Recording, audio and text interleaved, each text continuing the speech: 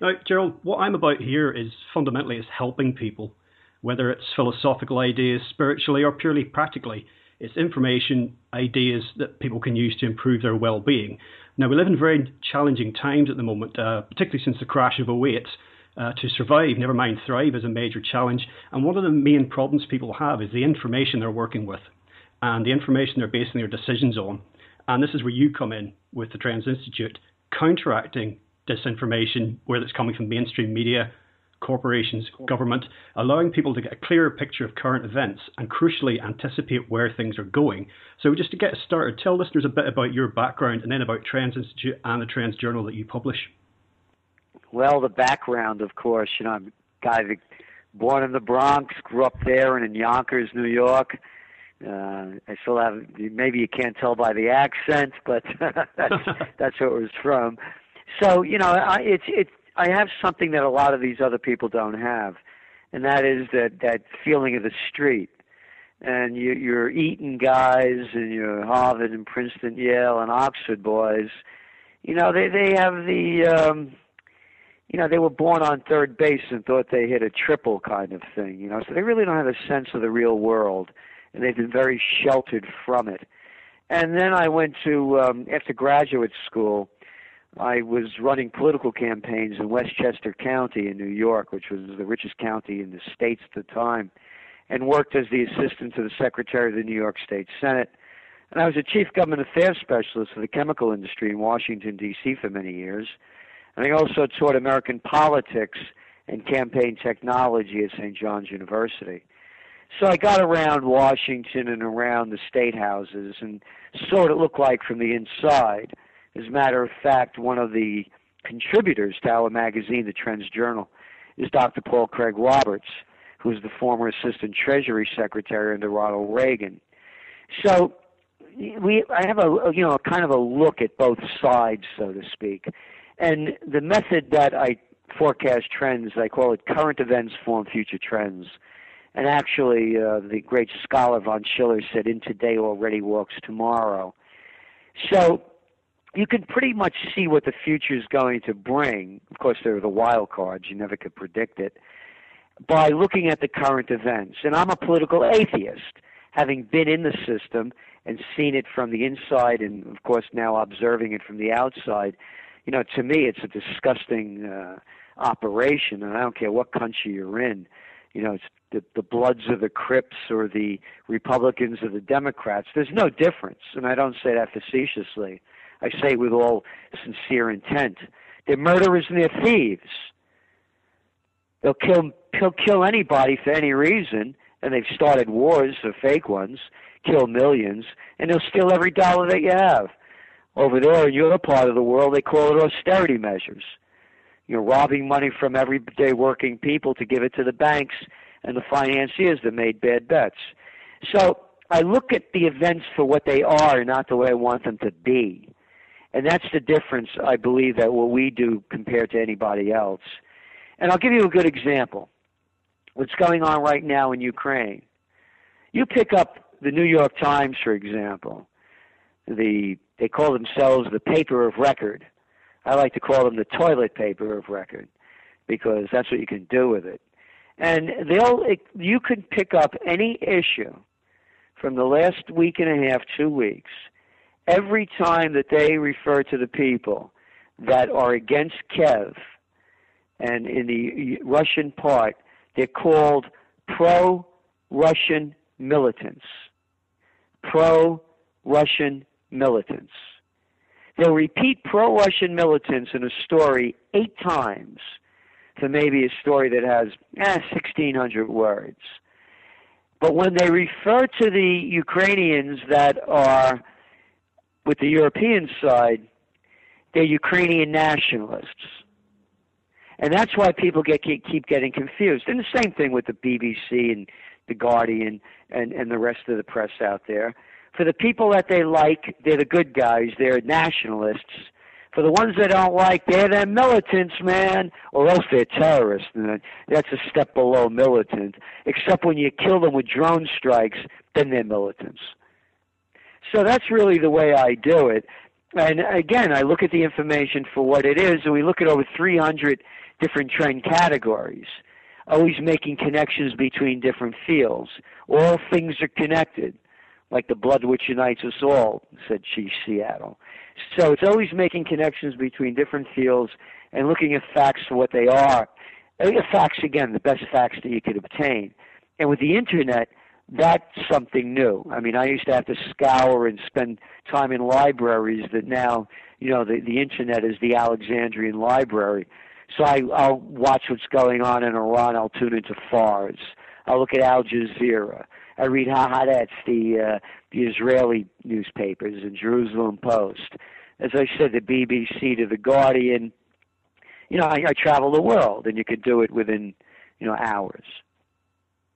Well, there's a number of areas that you operate in which I think there's a lot of misconceptions about coming from the mainstream, that people operate in their lives with a lot of misconceptions. And in these areas, I find your information most valuable. I'll give you a couple of examples. I don't know how many we can get through in the time we have, but the party political lens, you mentioned being a political atheist. A lot of people's attitudes, views, even the actions they take in their lives are coloured by the political party that they vote for. And they may vote for this party because their father or grandfather did. It makes no sense whatsoever. But this, whether it's red or blue, whatever it happens to be, it colours their perception. Then there's ideas about money. This is really important, about saving, investing, polluted by all the mainstream ideas about economics, which are just detached from reality completely. People lose money in the banks now, but they seem content to due to inflation. But of course, that brings us around to the idea of statistics. People are operating with government statistics. Then there's the idea about jobs, work, education, different perceptions on this, and traditional ways of doing these things are going away. I don't think they're coming back. There'll be something else in its place. But all of these areas are so important to people's lives, and there's so many, if they derive their information from the mainstream, they're going to get it wrong again and again and again. I don't know where you'd want to start on those issues, Gerald, which you think are the most important. Well, starting with the one that you said, people believe, follow a party that their parents belong to, then they deserve what they get. And anybody that belongs to a political party, you're stoking your religion, and you're not going to move out away from it. So there's no salvation. Here's the way I look at it, Greg. 10% of the population are destroyers, and those are the ones that are the politicians for the most part, and the corrupt businesses. 10% are builders. Those are the ones that want to change things for a positive way for the benefit of all living things.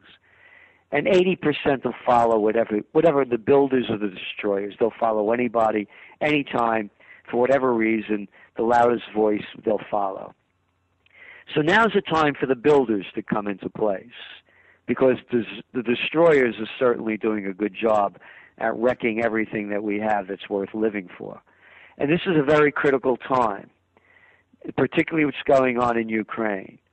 You don't fight the Russians. I mean, I don't know what people can't get in their heads about this.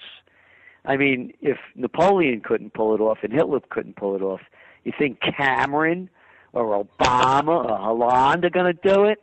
These little boys, these little chicken hawks, there's not a man among them.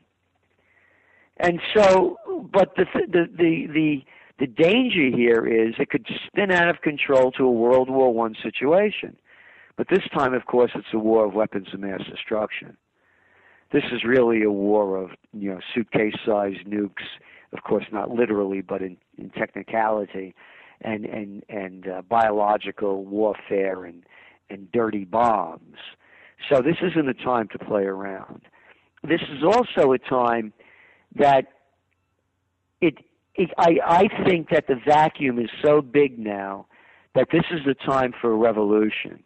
And of course, a peaceful one, not a violent one. Nothing becomes of that other than more violence.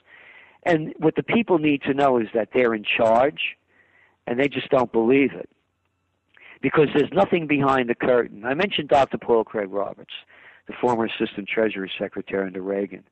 We're talking a couple of weeks ago, and I said to him, listen, I'm looking at the newspaper here, and I see Obama and his national security team. I see these people are a bunch of jerks. Look at these morons he got around them. I said, there has to be somebody behind the scenes making decisions. Now, this is a guy, by the way, Paul Craig Roberts, who could bring in the head of the CIA and question him under oath. And he said to me, no, Gerald. He said, what you see is what it is. People want to believe there's something more there because they can't believe how bad it is what they're looking at. Look at this little piece of junk you call your prime minister. Look at Hollande. Look at Obama. Look at Bush. Look at Clinton. Look at these people. And people bow down, suck up, and salute them? Commander-in-Chief, take it easy, Jack. You couldn't lead me across the street. And when the people start realizing that and start taking control of their own lives, Greg, that's when it's going to change. It's the 100th monkey syndrome. You know the story about how on this island one monkey was trained to do something and they all started doing it? And then when all the monkeys started doing it, an island that, you know, was far removed from it, the monkeys there started doing the same thing. So it's up to the people. It's up to the individual. And right now, you know, they say the fish rots from the head down. And you could pick the country. Corruption's rife everywhere. So when the people stop mimicking their leaders and start living to their higher selves, to me, that's the only way it's going to change. The individual has to find the truth within themselves. When that starts happening, everything changes. The rest is all BS. Now, anybody who's been paying attention to the Trends Journal over the years will know that you've got a very impressive record for tracking trends, predicting future events. What do you see as maybe a couple of the, just in the time we have left, a couple of the headline trends that you might expect 2014 that would impact Joe Schmo? Well, it's the economy and war. I mean, those are the two big ones. I mean, you have protests going on all over the world. And matter of fact, we're coming out with the new Trends Journal in a couple of days, and that's what really it's all about. But I want to some of the opportunities, anything having to do with food and health, clean food, alternative healing. It's just going to keep growing and growing. I mean, you take a look at China. They got 1.2 billion people. They don't have enough farmland to feed the people, and over a fifth of it is polluted terribly. And this is where the future is. And also breaking up the bigs. There's going to become a time, it happens all the time, by the way, that the oligarchs or the monopolies take over, and then they break them up. That's the opportunity for the future, for small businesses. So health, fitness, nutrition, whole health healing, anything having to do with clean foods, that's the future. The downside risks are big. And the downside risk, there is no recovery, economic recovery. It's a stagnant recovery. The money's only gone to the top because of all the stimulus and low interest rates have allowed the gamblers to borrow big and play big. It's not trickling down. So we know there's going to be another economic shock, as you well pointed out, through the erosion of the whether it's the pound or the dollar. Your money's not worth anything. They don't call it inflation, of course. They call it something else. They call it deflation, actually, while it's costing everybody more to live. And that's why also I don't give financial advice. I keep buying gold. I'm a believer in gold. And because I know that the paper money's not worth the digital money it's not printed on. And there's someday, look what's going on in Japan. Japan has put stimulus 3 times the amount of the GDP relative, 3 times the amount of the GDP relative to the United States GDP in Abenomics. Who has it helped? It only helped the financiers and boosted their markets.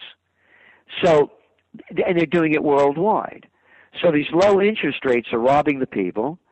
They're allowing the speculators to keep gambling big.